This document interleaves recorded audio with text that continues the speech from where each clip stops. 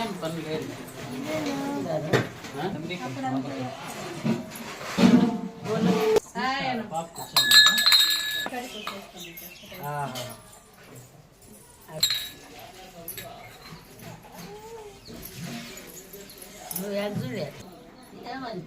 ఇక్కడ ఏం జరుగుతుంది? అంతా సందడిగా హడావిడిగా ఉందనుకుంటున్నారా? అదేనండి, మా గారాల పట్టి మిన్ను బర్త్డే సెలబ్రేషన్స్ అయితే స్టార్ట్ చేసేసాము.